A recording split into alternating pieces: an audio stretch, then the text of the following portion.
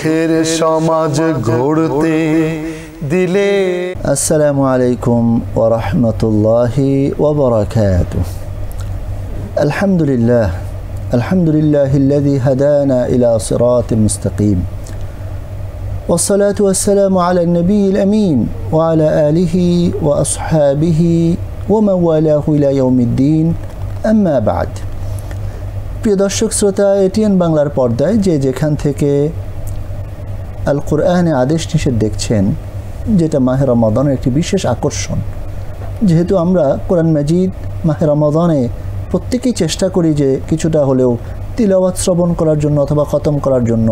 তা আমরা কিন্তু অনেকেই যারা খাতমে তারাবিতে হাফেজ সাহেবদের পিছনে কোরআন মাজিদকে শ্রবণের মাধ্যমে খতম হয়ে যায় আমাদের, এবং শ্রবণ করলেও তিলাওয়াতের মতো সওয়াব। কিন্তু আমরা সারা মাস অনেক কিছু শুনেছি, কি শুনলাম, কি জানলাম, এটা যদি আমি আমার মাতৃভাষায় নিজের ভাষায় না জানি, তাহলে কিন্তু অনেক গুরুত্বপূর্ণ বিষয় আমি হারিয়ে ফেলব। সেই লক্ষ্য উদ্দেশ্যকে সামনে নিয়ে যেন আমরা আমাদের কোরআন মাজিদের আল্লাহ রাব্বুল আলামিন আমাদের জন্য কী কী মেসেজ রেখেছেন, এটা যেন আমরা জেনে মানতে পারি, সেই লক্ষ্যকে সামনে নিয়ে এটিএন বাংলার এই সুন্দর আয়োজনের আজকে শেষ পর্ব, যেখানে আমরা সারা মাস এই ২৭তম তারাবি পর্যন্ত ৩০টি পারা আমরা তিলাওয়াত শুনেছি। আজকে ৩০তম পারা ২৭তম তারাবিতে, যেখানে রয়েছে সূরা আন-নাবা থেকে সূরা আন-নাস পর্যন্ত ৩৭টি সূরা। এই যে প্রত্যেকটা পারায় রব্বুল আলামিন আমাদের জন্য কি কি রেখেছেন, প্রতিটা সূরায় কি কি রেখেছেন, প্রতিটি আয়াতে কি কি আদেশ রয়েছে, নিষেধ রয়েছে, এই বিষয়গুলো যদি আমরা আমাদের জীবনের জানতে পারি, তাহলে কিন্তু আমরা মানতেও পারবো এবং সে অনুযায়ী আমাদের জীবনটাকে সাজাতে পারবো।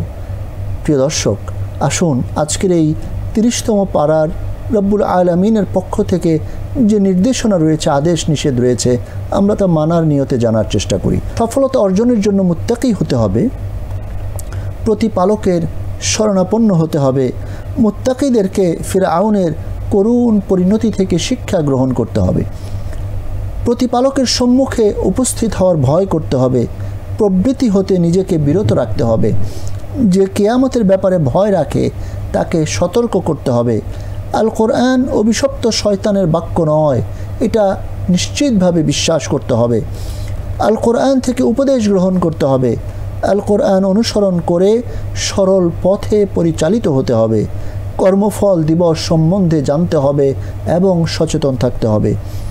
জান্নাত লাভের জন্য প্রতিযোগীগণ প্রতিযোগিতা করবে। দুনিয়ার জীবনটাই প্রতিযোগিতার জায়গা, দুনিয়ার সময়টাই প্রতিযোগিতার সময়। এই সময় সে আখিরাত পাওয়ার জন্য প্রতিযোগিতামূলকভাবে ভালো কাজ করবে। প্রতিপালকের নিকট পৌঁছা পর্যন্ত সাধনা অব্যাহত রাখবে।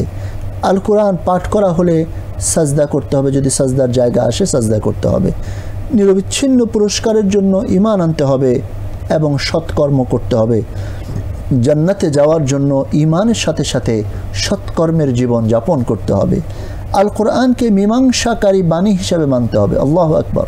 কোরআন হলো মীমাংসাকারী, ফয়সালাকারী, সেই কোরআন যেটা সত্য মিথ্যার মাঝে পার্থক্যকারী। কেউ যদি কোরআনের নেতৃত্বে কোনো একটা বিষয় দেখে, তার সামনে স্পষ্ট হয়ে যাবে ওই কাজটা সঠিক হয়েছে না ভুল হয়েছে।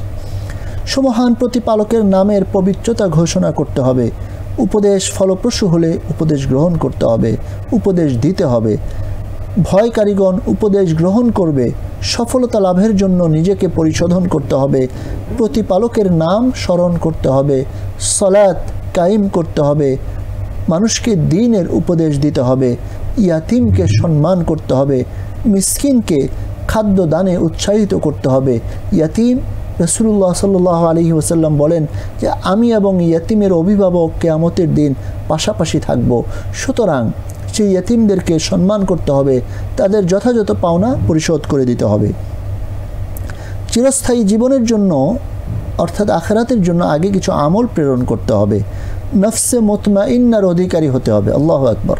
নফসে মুতমাইন্না এমন নফস যেই নফসকে আল্লাহ তাআলা ডাক দিবেন, ইয়া আইয়াতুহান নফসুল মুতমাইন্না, হে নফসে মুতমাইন্না ইরজিই ইলা রাব্বিকি রাদিয়াতাম মারদিয়া, তুমি সন্তুষ্ট চিত্তে, তোমার উপর আল্লাহ সন্তুষ্ট, তুমি আল্লাহর দরবারে ফিরে আসো।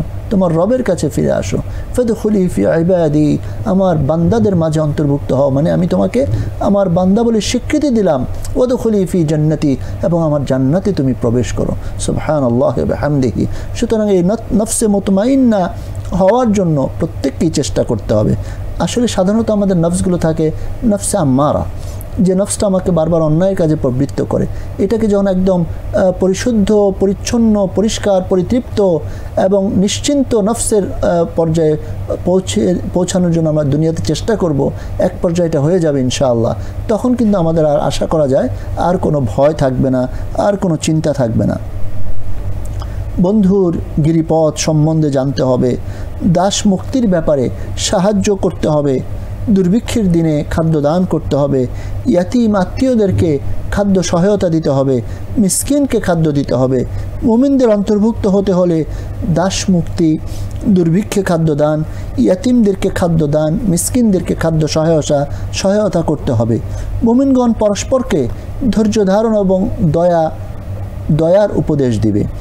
সাফল্য অর্জনের জন্য নিজেকে পবিত্র করতে হবে, সহজ পথ সুগমের জন্য দান করতে হবে, মুত্তাকি হতে হবে, যা কিছু উত্তম তা সত্য বলে গ্রহণ করতে হবে, আত্মশুদ্ধির জন্য সম্পদ থেকে দান করতে হবে, প্রতিপালকের সন্তুষ্টির প্রত্যাশা দান করতে হবে, প্রতিপালকের অনুগ্রহের কথা প্রচার করতে হবে, অবসর পেলেই একান্তে আল্লাহ তাআলার ইবাদত করতে হবে, প্রতিপালকের প্রতি মনোনিবেশ করতে হবে, নিরবিচ্ছিন্ন পুরস্কার লাভের জন্য মুমিন হতে হবে, নিরবিচ্ছিন্ন পুরস্কার লাভের জন্য সৎকর্ম পরায়ণ হতে হবে, প্রতিপালকের নামে পাঠ করতে হবে। আল্লাহ তাআলা ইরশাদ করেছেন, ইকরা বিসমি রাব্বিকাল্লাযী খালাক, যেই রব আমাকে সৃষ্টি করেছেন সেই রবের নামে পাঠ করো। কলমের মাধ্যমে শিক্ষা অর্জন করতে হবে, সৎ পথে অবিচল থাকতে হবে, তাকওয়ার নির্দেশ দিতে হবে, আল্লাহ তাআলার নিকটবর্তী হতে হলে সাজদা করতে হবে, আল্লাহ তাআলার নিকটবর্তী হতে প্রচেষ্টা চালাতে হবে, একনিষ্ঠভাবে আল্লাহ তাআলার ইবাদত করতে হবে, সালাত কায়েম করতে হবে, যাকাত আদায় করতে হবে, সৃষ্টির শ্রেষ্ঠ হতে হলে ঈমান আনতে হবে এবং সৎ কাজ করতে হবে, প্রতিপালককে ভয় করতে হবে। অনুপরিমাণ সৎ কাজ করলেও তা কিয়ামতে প্রদর্শন করা হবে বিধায় সৎ কাজ করতে হবে। অনুপরিমাণ অসৎ কাজ করলেও কিয়ামতে তা দেখা যাবে, মানে এটা সে দেখতে পারবে। ফামান ইয়ামাল মিসকালা যাররাতিন খায়রান ইয়ারাহ ওয়া মান ইয়ামাল মিসকালা যাররাতিন শাররান ইয়ারাহ। অনুপরিমাণ মন্দ কাজও দেখবে, এই জন্য সে এটা থেকে দূরে থাকবে।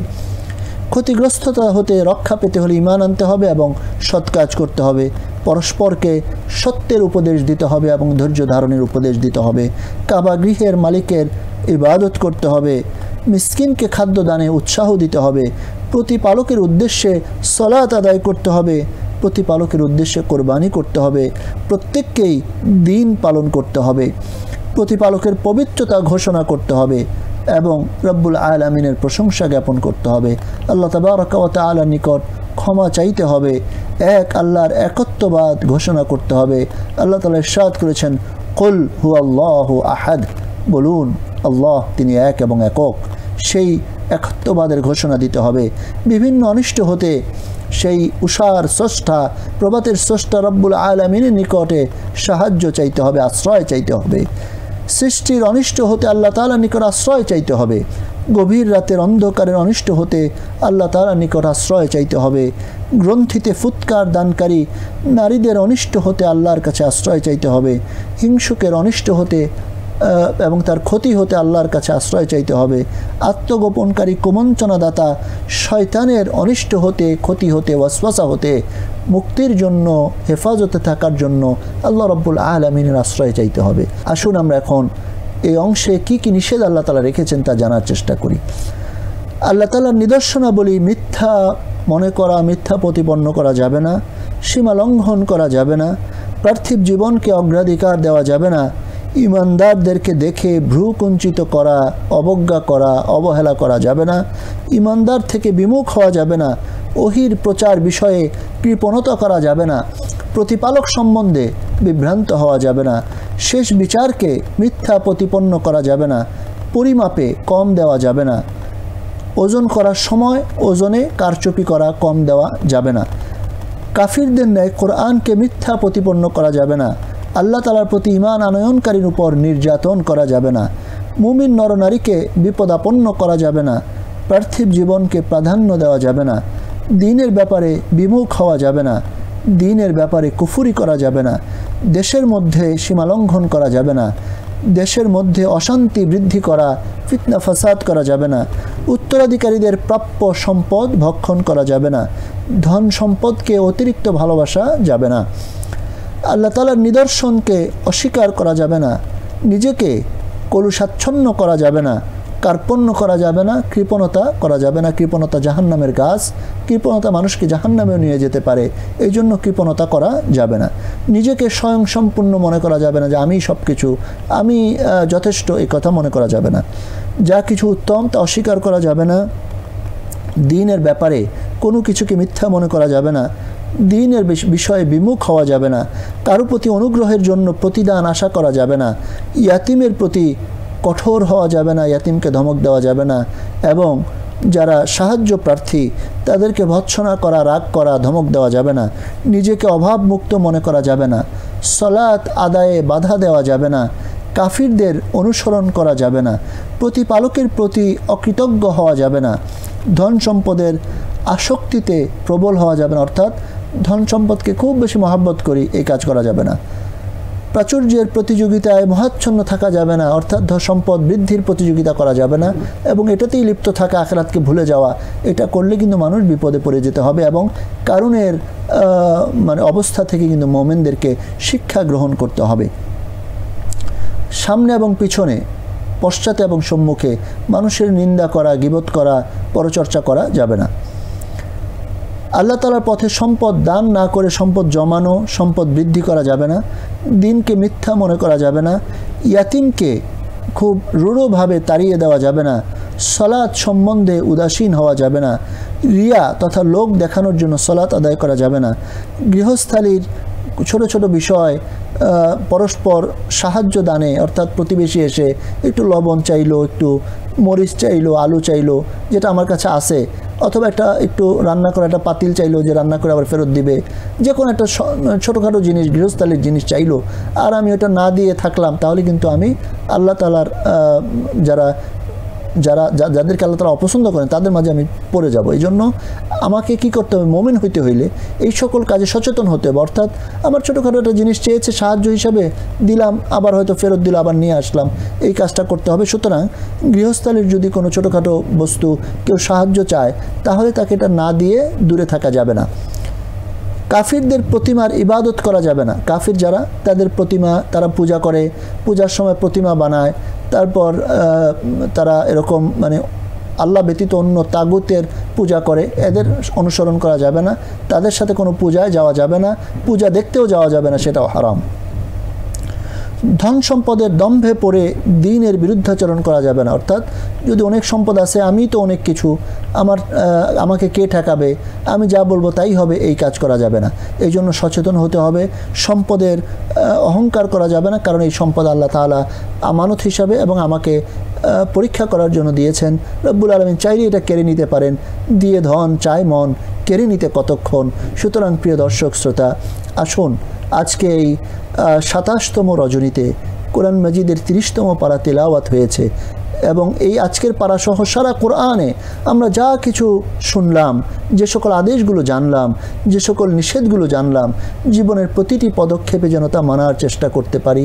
আমরা যেন অন্যের মাঝে এই আল্লাহ তাআলার আদেশ নিষেধগুলোকে প্রচার করতে পারি, প্রসার করতে পারি, এবং রব্বুল আলামিন আমাদেরকে যে তার প্রতিনিধি বানিয়ে দুনিয়ায় পাঠিয়েছেন, সেই প্রতিনিধিত্ব যথাযথভাবে করতে পারি, কোরআন সুন্নাহর যথাযথ অনুসরণ করতে পারি। আল্লাহ তাআলা আমাদের সকলকে তৌফিক দান করেন, এবং এই মাহে রমাদান আমাদের জন্য নাজাতের ওসিলা হিসাবে কবুল করেন। আল কোরআনকে যেন আমাদের জন্য সুপারিশকারী হিসাবে, নাজাতের ওসিলা হিসাবে আল্লাহ তাআলা কবুল করেন। আমরা কোরআন মাজিদ তিলাওয়াত করব, কোরআন মাজিদ অধ্যয়ন করব, গবেষণা করব, কোরআনকে জানব, কোরআনকে মানব, কোরআনের আলোকে জীবনকে সাজাবো, সুন্নাহর আলোকে জীবনকে সাজাবো। আল্লাহ তাআলা যেন আমাদের সকলকে তৌফিক দান করেন। ওয়া আখিরু দাওয়ানা আনিল হামদুলিল্লাহি রাব্বিল আলামিন। ওয়াসসালামু আলাইকুম ওয়া রাহমাতুল্লাহি ওয়া বারাকাতুহু।